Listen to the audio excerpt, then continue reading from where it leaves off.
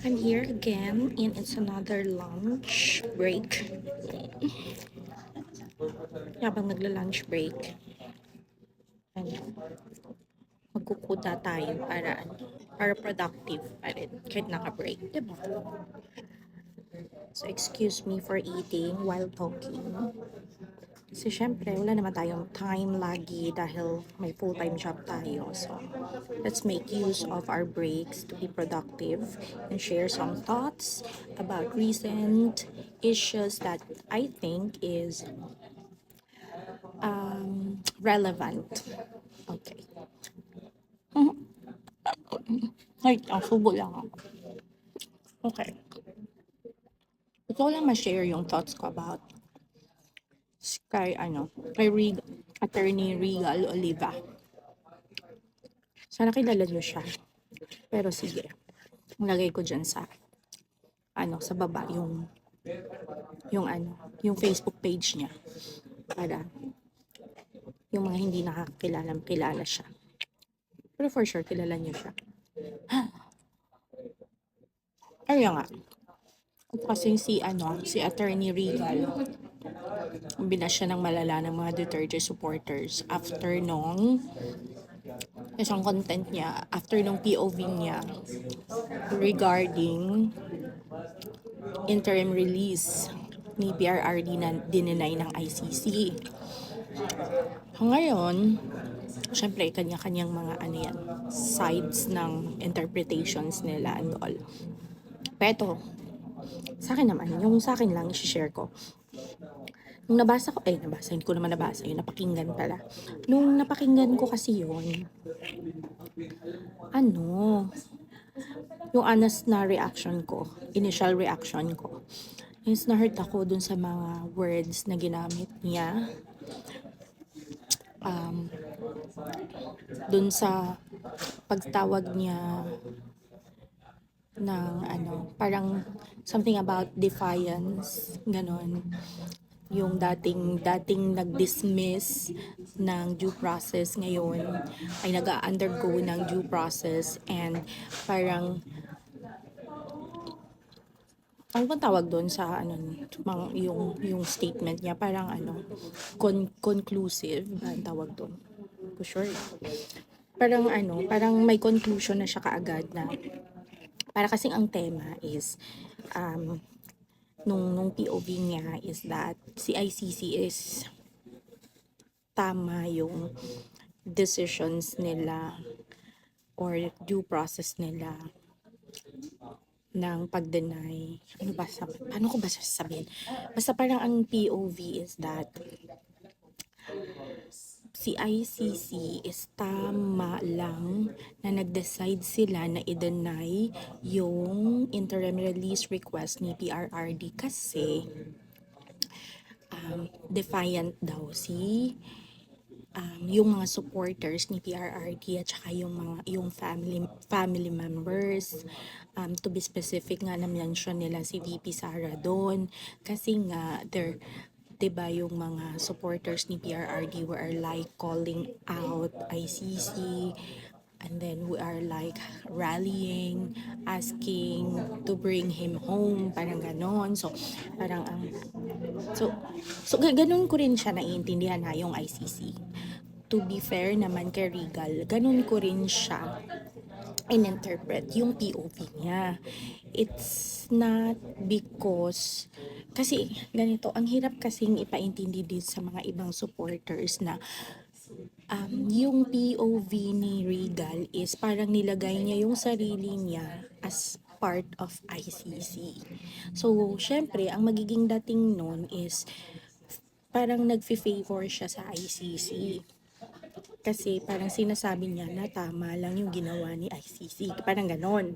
Which is, as sa Duterte supporter naman perspective, mahirap tanggapin yun. Diba? So, doon ang gagaling yung bashing, I guess. Hindi ako nakasubo. Doon ang gagaling yung bashing. Pero kasi, ang sa akin lang naman, parang too much naman na mag-name calling tayo dun sa tao. Dahil lang dun Or dahil lang dun sa content niya na yun. Ay ako nga, kahit na-hurt ako nung una, tsaka hindi ako agree sa POV niya, which represents the POV of RCC. So yun yung sa akin. Pero, hindi ko, hindi ko hate si Regal. In fact, lagi ko siyang pinapanood. Pero tapos akala ko naka-follow na ako sa kanya. Yung pala hindi pa. Finalo ko siya. Kasi, bakit mo nga awayin si Regal? Siguro hindi lang din klaro yung content niya. Hindi lang din na-establish ng maayos yung um, yung disclaimer niya na ito ay oo, ang title ng niya content is POV, Regal POV. Pero the way kasi I understand yung mga POVs niya, parang nilalagay niya yung sarili niya sa POV ng ibang tao tapos siya yung paano niya naiintindihan kung siya yung nandun. So, parang ganon. So, kunyari, POV ng ICC to. So, nilalagay niya yung sarili niya sa POV ng ICC. Tapos, siya yung nagnanarrate, siya yung kumbaga nag-elaborate sa sa ibang tao kung paano niya naiintindihan yung POV ng ICC. So, ganun ko siya naiintindihan unless mali ako. Kaya siguro hindi ako nahi-hate sa kanya.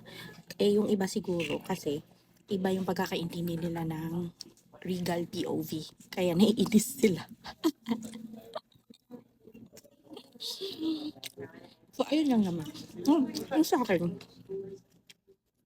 huwag naman natin kasi ang dami kong nakikitang ang lala ng mga bashing guys. Kasi, tinatawag siyang aklang, ano ba yun? Baklang kanal. Tapos, parang dati hindi naman siya nire-refer as he, parang nire-refer naman siya as she, kasi nga, syempre, di ba, hindi ko alam kung trans woman siya. Pero ako, i-refer ko siya as girl.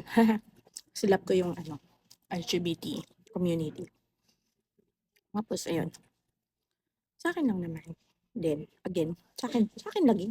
Parang lagi tayong may disclaimer. Sa akin lang. Hindi naman tayong OA much. Kaya, pag tinignan nyo yung mga POV contents niya lately, ano naman talaga siya, objective. Kasi, doon siya lagi doon siya lagi yung naka-align sa batas, sa law. Ganun siya. Siguro hindi niya lang na-explain ng maayos din this time kasi yung sa ICC, hindi naman sa hindi niya na-explain kasi na-explain niya naman ng maayos.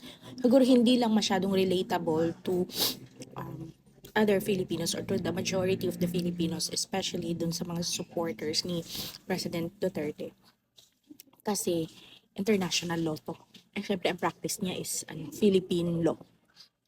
So, hindi lang yung siguro mga choice of words niya, hindi lang siya nakakuha ng more relatable words na yung can be easily accepted by karaniwang Pilipino. Yun yung naisip ko. Pero she doesn't really deserve to be treated as such kasi hindi naman perfect yung diba, yung mga tao. Ako nga pag nagko-content ako or pag naggagawa ako ng mga recordings, minsan, binabalikan ko yung video ko. Ay, parang mali yung ginamit kong word dyan. I should have used this, ganun. Or sabihin ko, parang even better kung ganito yung sinabi ko para mas ma-explain ko.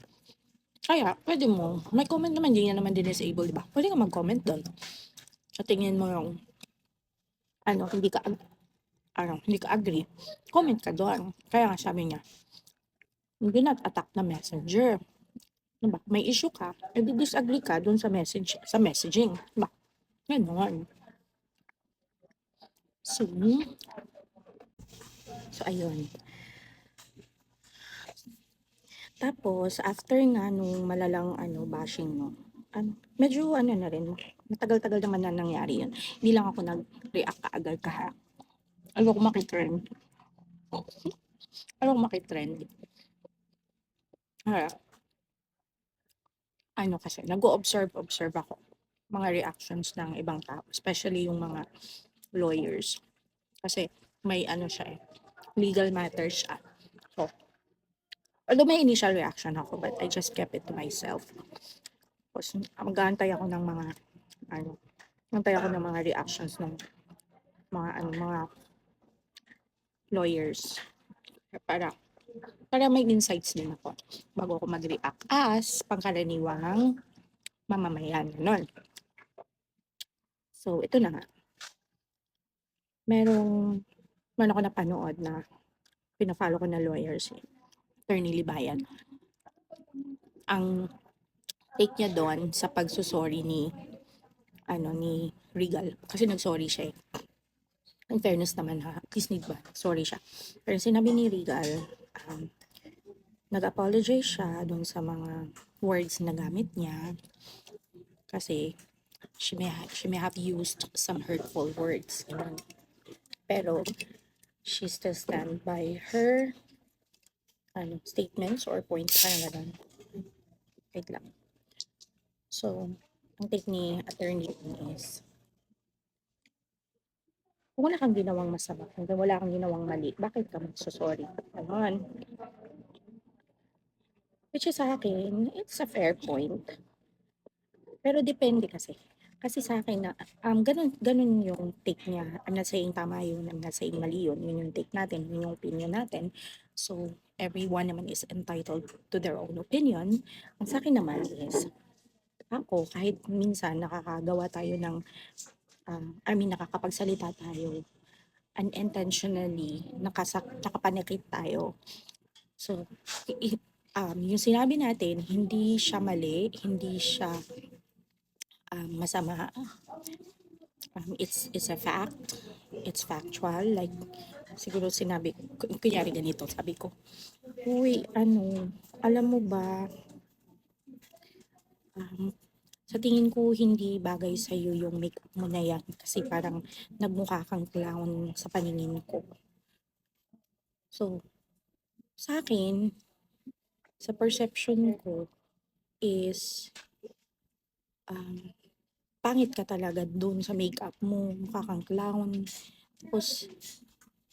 Tapos I can even, at I mean, tapos hindi lang ako ang nagsabi ng gano'n, may iba pang nagsabi, 'di ba? Kunyari, oo, totoo, may nag-affirm, so na-hurt mo yung tao, 'di ba? Pero, totoo naman kasi na yung makeup mo, parang kang clown, pero yung intention mo is hindi naman masama or to offend the person. So, yung tao na-offend, na-hurt, somehow. So, para sa akin, I owe the person an apology kahit nagsabi ako ng totoo at someone has testified na, oo, tama, mukha kang clown, gano'n, 'di ba? So so sa'kin, parang okay lang na mag-apologize ka kahit hindi naman masama or hindi naman mali yung sinabi mo. Pero again,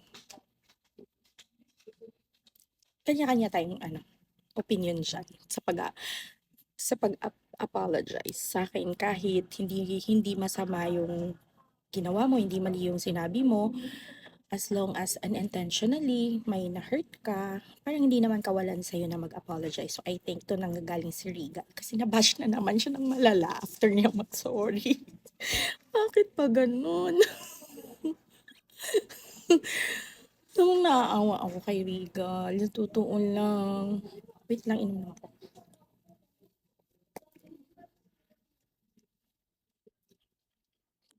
Parang kung ako no, saan na ba ako lulugar sa inyo?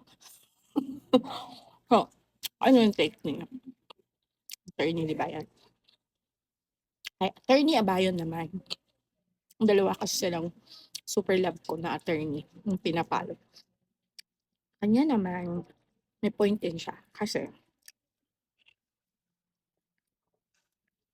may mali din doon sa may mali dun sa ginamit ng mga words or mga choices of words na ginamit ni Regal, considering that you are a Duterte supporter.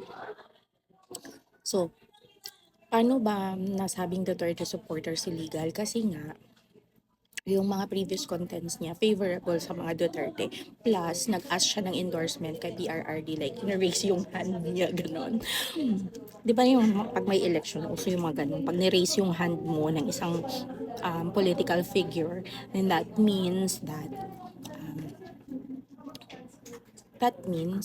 you are supporting the person or the politician, di ba?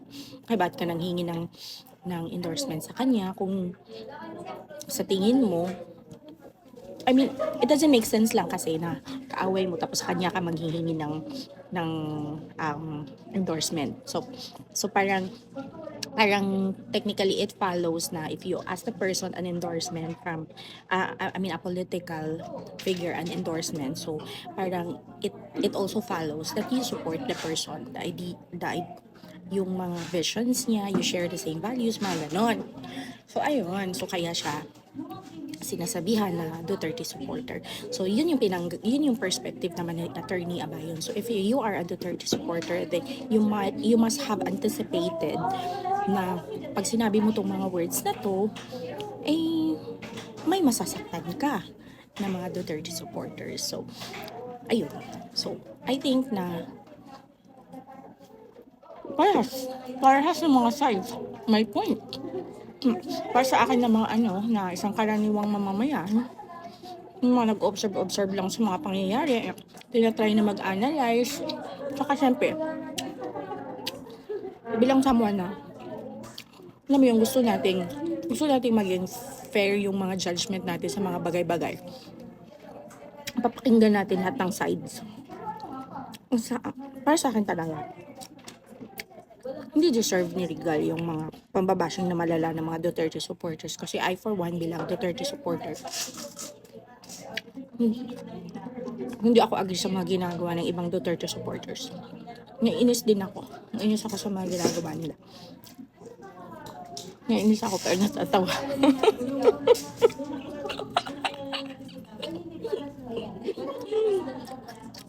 Tapos, ano pa ba? Ano pa bang maisishare ko? Ba't kay Regal? Si Regal, gusto ko siya love ko siya. Love ko siya kahit tawagin nilang akla. Nainis ako pag tinatawag siyang baklang kanal. Hindi kaya. Layo-layo naman ang sabihan nyo na si Regal ng baklang kanal. Ang layo-layo naman. Ang naman kayong ganyan. Pag sinabi nyo yun, pag dinescribe nyo si Regal na ganon, parang ang bobo mo naman para sabihin yun kay Ala, sabi ko, hindi ako magsasabi ng bobo. Sorry na. Pero hindi ko to i-edit ha. Ignore nyo na lang pag narinig nyo.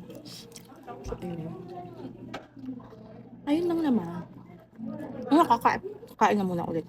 Pusin ko lang to. Tapos, wait lang, baka may na-miss ako. Pag may na-miss ako, sige mag-comment na lang kayo dyan. Bye-bye!